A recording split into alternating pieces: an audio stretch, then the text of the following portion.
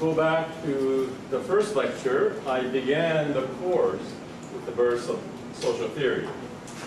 And I tried to argue that the foundation of social theory is a distinct epistemology.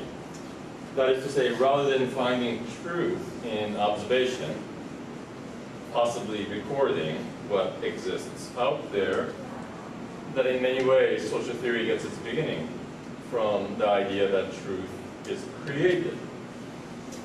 And I quoted a passage from Vico's New Science to that effect.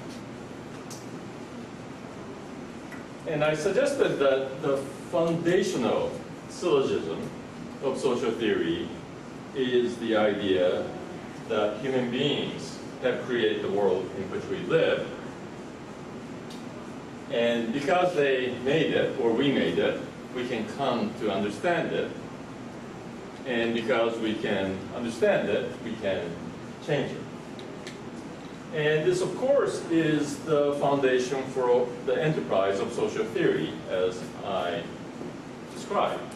So at the foundation of social theory are two ideas, knowledge and hope.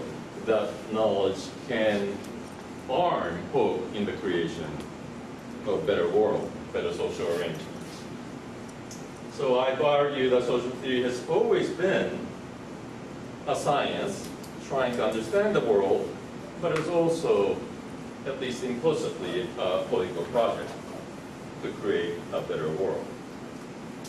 And in particular, I suggested that it always began with the idea that one cannot study the social in isolation or simply by dividing it into distinct spheres of social science disciplines. That the facts of wealth, power, or social life are intimately intertwined, and we cannot simply say political scientists will study power, economists will study wealth, and sociologists will study the social. But we need to combine these different understandings. In particular, I try to emphasize the importance of avoiding ethnocentrism of place and time.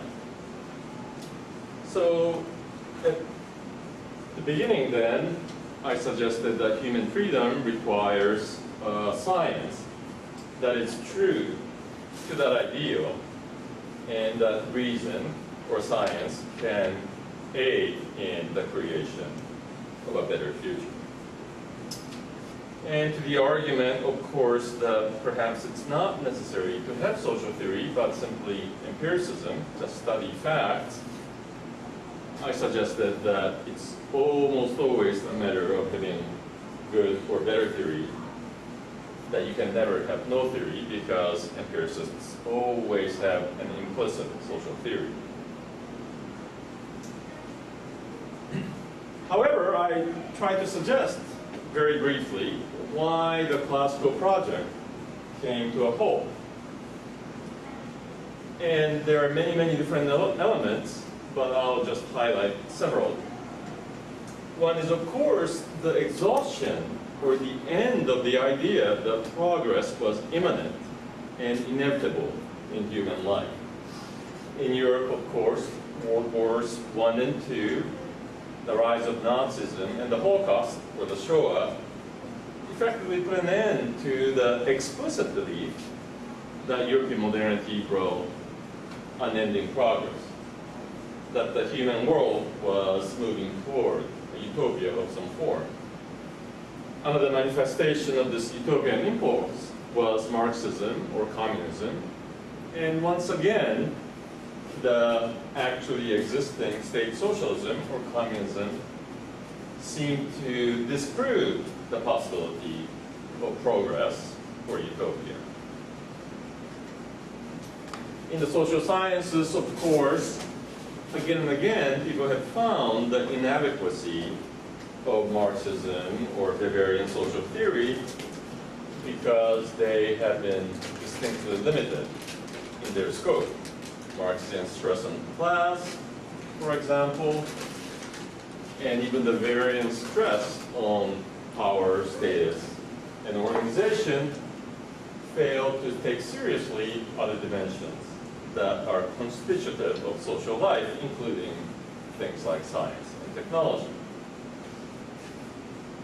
In looking at East Asia, of course, I focused on one particular dimension, that is to say, inherent and constitutive ethnocentrism or Eurocentrism, that of course turns into Americacentrism later on. And it not only is a case that Eurocentrism or ethnocentrism made social theory a limited enterprise, but its origin and its intertwinement in the structure of the world that existed in modern Europe of 18th and 19th century made certain problems invisible, including such important topics as gender inequality. And finally, I argued somewhat briefly why social theory, born of a particular time, assumed a series of assumptions which increasingly look untenable. And in particular, I stressed the importance of causal determinism in classical social theory, that if we can only isolate certain variables, that in theory we should be able to predict the future. However, in the growing realization that the world is very complex, chaotic even, there is no single magic bullet, and certainly most things are causally underdetermined, meaning that there are many, many causes at work. One thing I didn't mention, but I think is very important, is that social theory, in spite of its European utopian promise, was almost always, and in fact I would say all, the stress is on almost, but quite always, that it was backward looking. There's a very nice French phrase called l'esprit de l'escalier. It means the spirit of the stairs. It was enunciated by Denis Diderot, the French Enlightenment philosopher. And what he was trying to say was that when he's on stage, in Europe, of course, before microphones and projectors, people, of course, usually got up on stage and gave their speech. And what Diderot was pointing out is that it's only when he was descending the stairs that he came up with great ideas that he should have said, but did not say in his speech or lecture. There's a German word which means the same thing, Treppenwitz, which just means afterward, meaning that it's only after you get in an argument, it's at the end that you come up with a great one-liner, a great winning line. And though they were not talking about social theory, I think that very often social theory functions like that. Even as it's supposed to be looking to the future, it's just constantly looking to the past and not even at the present. So the thought follows what happened in the past. There is a very interesting adage that people like to say about military generals, that they're always fighting the lost war. So what you have to do if you're fighting a war now is to know the enemy, the terrain now, not the war you fought last time. In the US, of course, this happened again and again. As you know, the US engaged in a series of wars in the 20th century. After World War II, of course, they fought in Korea, the Korean War. But the Korean War gave a series of lessons on the nature of wars in Asia. And yet, when the US then fought Vietnam, what they tried to do was to assume that Vietnam must be like Korea. And if you've been to these two countries, you'll know immediately that this is not so. Korea is full of mountains, it's very cold, especially in north, in winter. Vietnam, in the Mekong Delta Valley and so on, it's quite flat. And it's basically a jungle. It's very hot. So the lessons that the military generals drew from the Korean War was actually completely irrelevant, or almost completely irrelevant for fighting the Vietnam War. And yet, again and again, not just in war, but in social policy, in our teaching, whatever, we look to the lessons of the past and try to apply them simply to the present.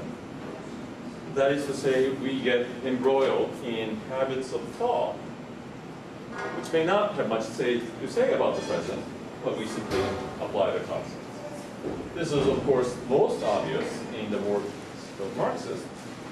Marx, of course, modeled his analysis of capitalist mode of production on 19th century England.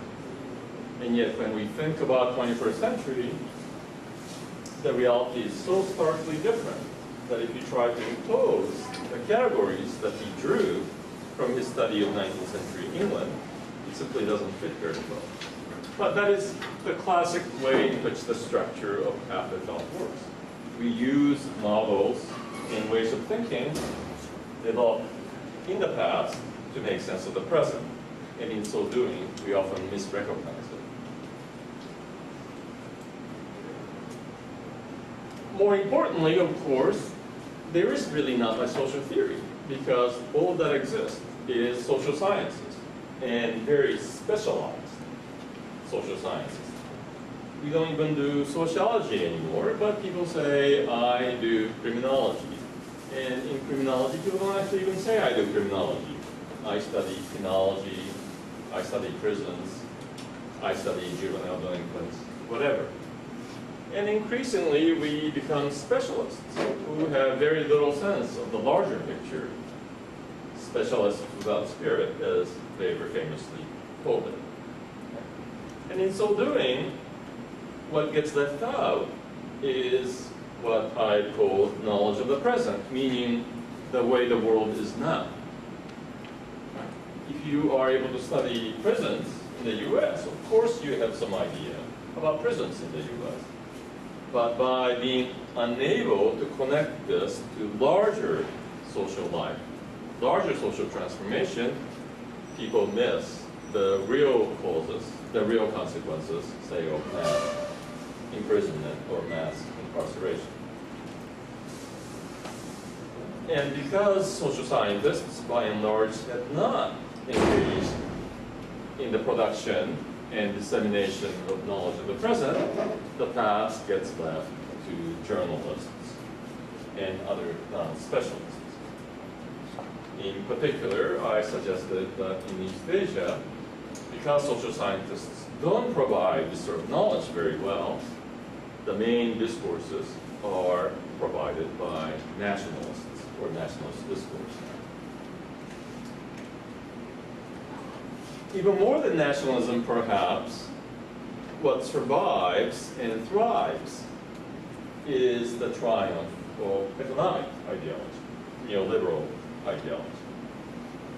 So effectively, what we have in the social sciences, including sociology in many places, is the replacement of social theory by economism. We assume that there are only individuals, that fundamentally what motivates people are material gains, utilitarian calculus, and we believe that the world works as neoclassical economists largely believe it works. That is to say, in terms of people pursuing their utility, engaging in competition, private interests, and things like altruism, cooperation, and public good is kind of an aberration, something, a paradox or puzzle that we need to solve, rather than, of course, a living reality.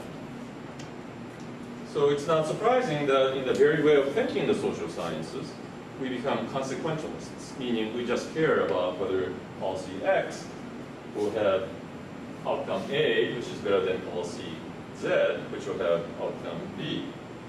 And we never are allowed to talk about principles, whether of equity, justice, or whatever. Because the whole terrain of thinking about justice or principles become non-scientific and outside the terrain of the social sciences. But of course, it's not just economism. Increasingly, in the US and elsewhere, people believe that social science should be reduced to biology. That maybe we're not just selfish, but we are just a manifestation of selfish genes. And what we need to do is study our genetic makeup, constitution, and its propensities. And so we come very close to the world before European social theory, in which almost divine or theological or religious discourse dominated. Why is there inequality in our society? Well, some people have genetic structure that makes them smart, hardworking, talented. And so this is simply the workings of nature. Just like before 18th century, in Christian Europe, it was very common for theologians and people in general to say, why are there some poor people? Well, God willed it. And it's not our place to question that. And I would call this, following C. Wright Mills, just different modes of crackpot realism. Realistic on surface, but basically crazy. That is to say, these ideas have some rationale, some conviction, but if you apply it systematically, cannot but be very distorted, very mad in some way, crazy idea about the social world. And I would argue that the rise of these crackpot realist ideas had objective correlates, meaning what's happening in the real world. So it's not surprising that the eclipse of social theory and the rise of economism coincide with the rise in inequality in income and wealth everywhere in the world, in all OECD countries at least.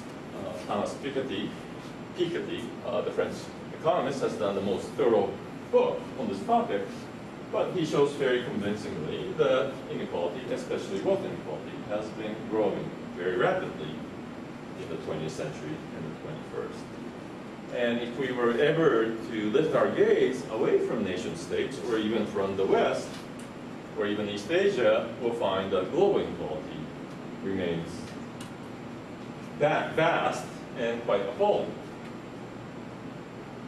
And yet, of course, it's not just a matter of numbers, but how we explain these numbers, how we try to explain the description that we have generated. And of course, if you look at human history, we know that it's very easy to justify inequality. You can read Confucius, you can read Plato, you can read anyone, and you will have a ready justification of why some people are born rich or powerful or smart and why others aren't. It's often taken as just a fact of life. Why is there inequality according to Aristotle? Well, there are basically three kinds of people, but fundamentally two: free people and slaves. So that's a very simplistic way to think of it, but this ideology in a narrow sense really begins to dominate with the rise of economism and biologism. And they in turn threaten one of the precious achievements of European modernity, Western modernity, the idea of egalitarian individuals, that people are in some fundamental ways equal in dignity and respect. And increasingly, people begin to doubt even the very possibility of equality. And what this does in turn is it makes it very difficult for people to imagine what social life is, that there is something more beyond individuals. That the very idea of thinking about a collective or the public becomes somewhat suspicious. Because in economics, they're really only individuals. In biology, they're really only individuals or even genes. And so we face segregation, inequality, and we come to have even trouble granting individual dignity to people who are outside your group. So in many ways, we are seeing kind of a return to the pre-modern world, where status inequality was the order of the day. As I try to argue, in the world of status inequality, it's fundamentally the distinction between groups that animate social life, and therefore make it hard to think that society exists in the sense of living in an integrated collectivity in which people share things in common.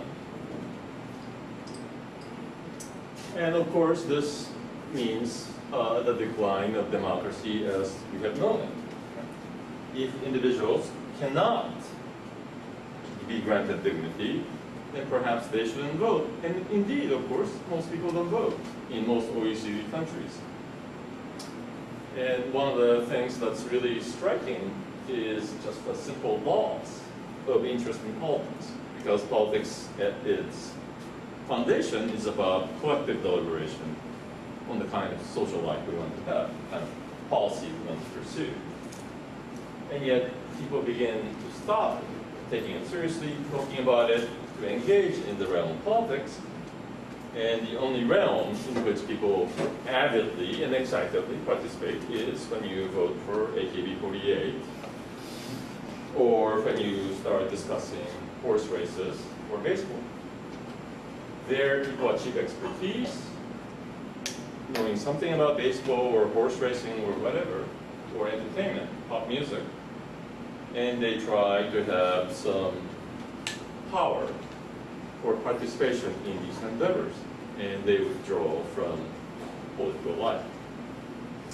But even more importantly, what's interesting is that as this democratic ideal recedes in many OECD countries, we can only think of politicians as leaders who have jobs as leaders. Right? They just become yet another profession. We think that they should go to school of administration, public policy, perhaps law school, but they're professionals who should be engaged in the science or professional government. If we go back to classical Athens in 5th century BC, and the origin of democratic ideology, what's interesting is that, yes, of course, Athens was a slave society, but in terms of the workings of democracy, the foundational assumption was that people were equal. So they actually didn't vote to see who would become the leaders of the city. They simply drew lots. It was a lottery system. Because the assumption was that every citizen was capable of leadership. So people tried to educate citizens to be citizens who were at any point ready to govern, ready to lead. And in our society, the very idea that you might choose your president by lottery would seem ridiculous. Because no one really believes that everyone, every tiny citizen of a certain age and certain mental capacity is really capable of governing. Because you have such a fantastic president. So what role is there for social theory? Well, as I keep on saying, it really is meant to be a science for democratic society.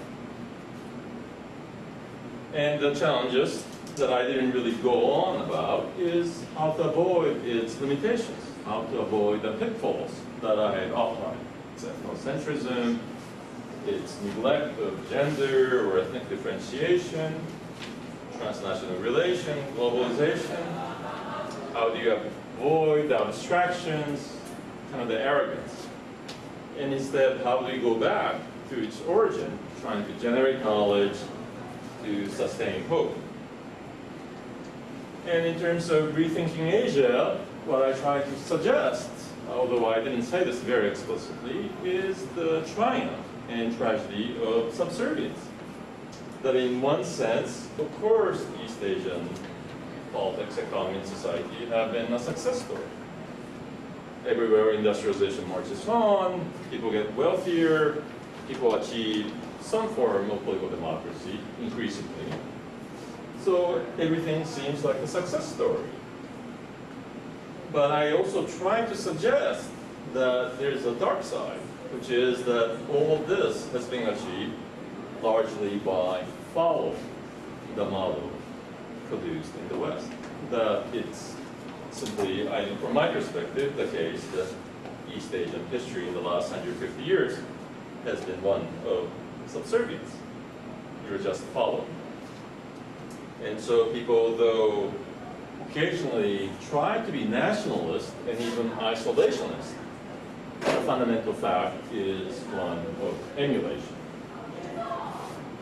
And in the absence of kind of homegrown social theory, I keep on insisting that what gets dominant is the discourse of nationalism. which I keep on saying is fatally flawed because it uses all these modern Western concepts and simply fill it in with random data, ideas, and projections of the past of wherever you are, be it China or Japan. And so nationalist discourse tends to take its invention without thinking that it's an invention, and in fact simply manipulates the tradition, which is actually much richer than people that own. And in all this, what is truly curious and disturbing is the absence, right? Lack of alternative ways of understanding. And this is very problematic, especially when one thinks that people are wealthy enough, they have enough education, they have learned a great deal, so they should be able to produce.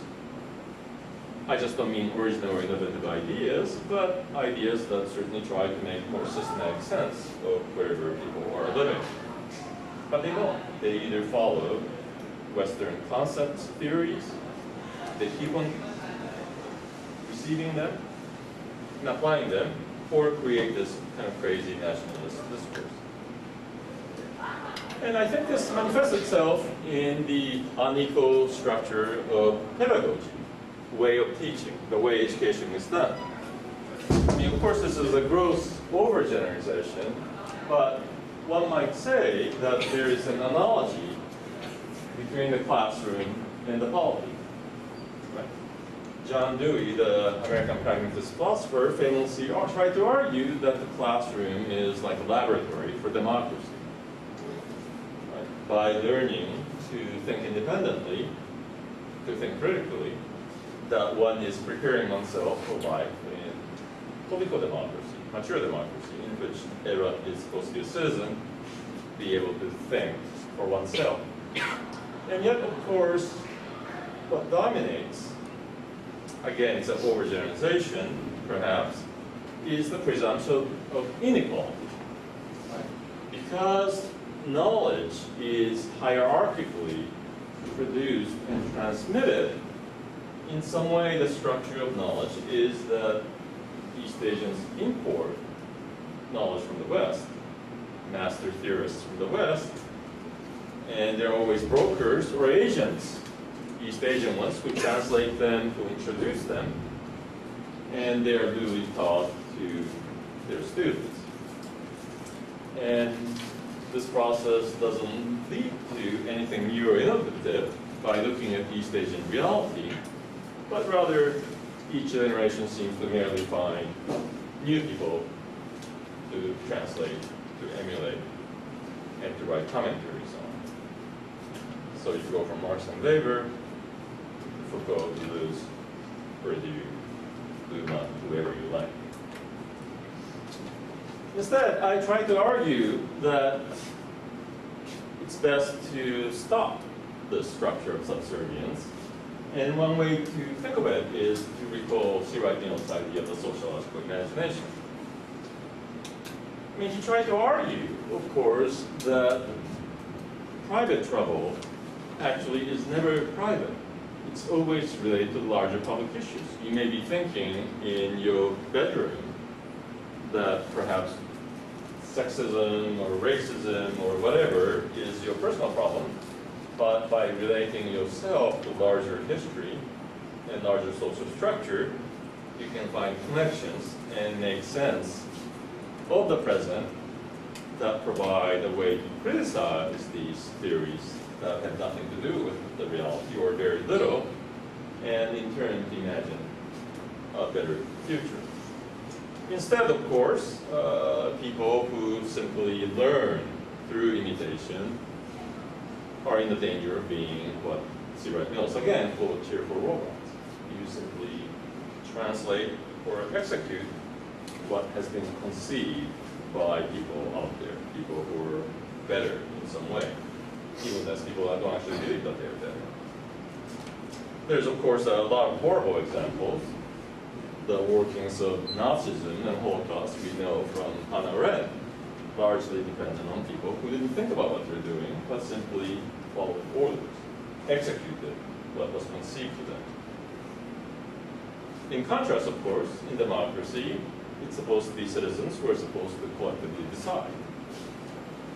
So we need knowledge of the present or public intelligence. Social scientists largely today want to be people who can whisper into the ears of powerful people.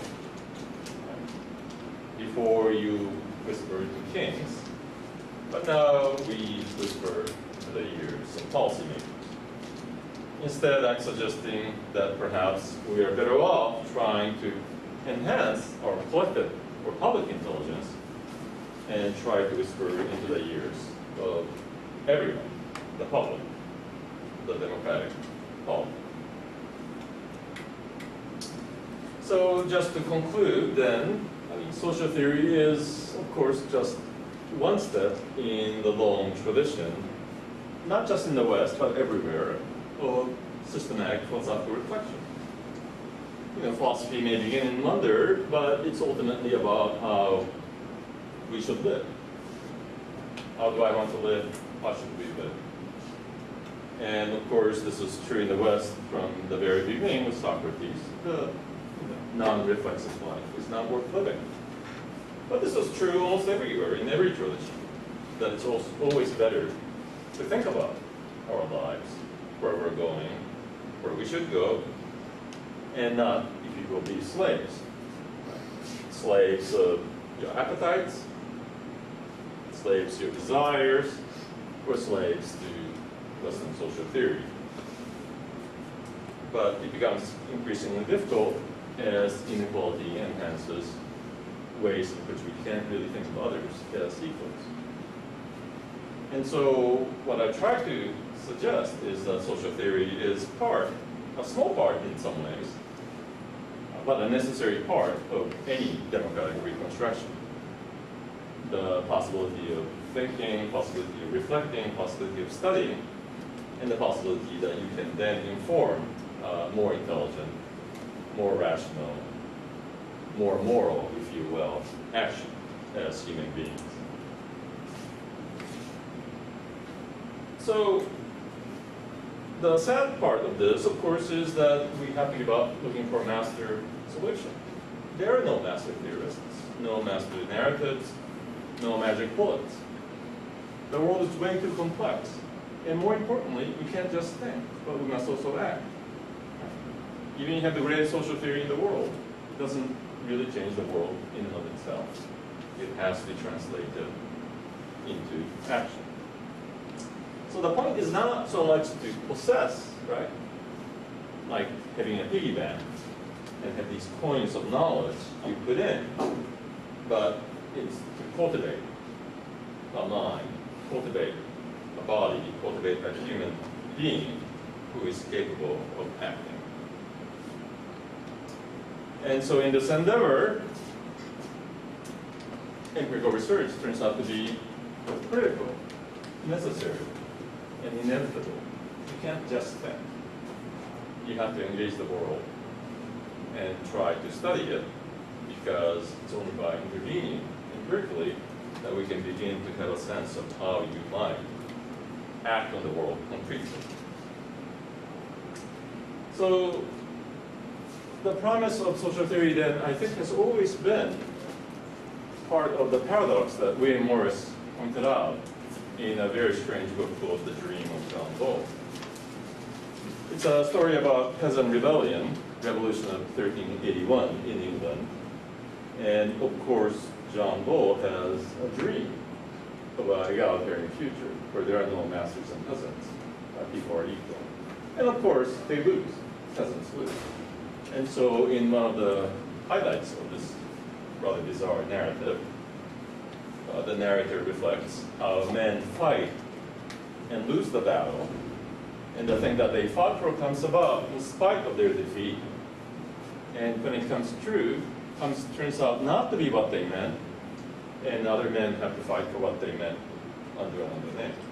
That is to say, we're always in this long struggle that human beings have been engaged in. For more freedom, for equality, whatever. So in many ways, then, we can't really say just that classical social theory is dead, but that we must also kind of try to realize its promise by rethinking and reinventing it. So I will conclude then with this idea that classical social theory, as I said, came up with this idea of knowledge and hope. Knowledge in the sense that once you get to know something, maybe you can better shape the future. And the worst possible thing you could do is to gain knowledge, be kind of a thirsting of culture, and yet that you make sure that it has absolutely no impact on your life. But that's the nature of social science today. We're specialists without spirit. We may study inequality, we may study racism, whatever, but we try not to do anything about it. In fact, the whole premise becomes inaction, objectivity, and neutrality.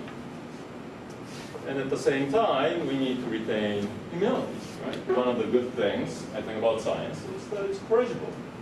It's not because I say what I say is true, but rather that I say it, you can disagree with it, people debate, and it's through these collective deliberation that ideas improve, that we come up with better knowledge. And of course, hope remains an important part. Hope is important because, unfortunately, we will all die. Americans don't think so, but I believe Taiwanese still believe that they will die. And in this inevitable finitude of life, we need to struggle somewhat urgently to make better what we have, because time is limited. And then we, of course, face the possibilities of tomorrow. Even if we don't have children, nonetheless, we feel connections. We feel we should make a legacy for the future that in some way will make it better. Just as previously, people like John Bull, the kind of people we have more stuff about, had done. Otherwise, we would, most of us, will still be peasants or slaves. And finally, I suggest somewhat dramatically, maybe I'm watching too many soap operas, but luck.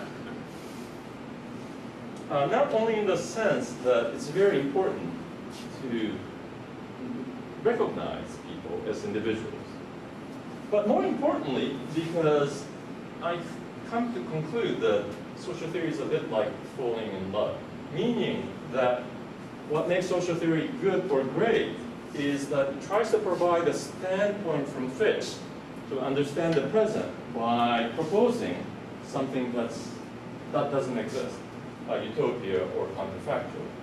If you grow up in a highly unequal society, you can be like John Bull. Imagine a future in which people are fundamentally equal, and that provides a context and a perspective from which to criticize the present. Just as, for example, not so long ago, everyone took gender inequality for granted. But beginning in the 1960s and 70s, people began to fall in love with this idea of feminism or gender equality. And of course, from this standpoint, the existing gender inequality seemed immoral and bad. And therefore, people began to study it and try to make for a better future. And in similar fashion, social theory has to do that. We have to fall in love with a better future. And that provides the standpoint from which we can understand, criticize the present, and try to make a better future. So thank you.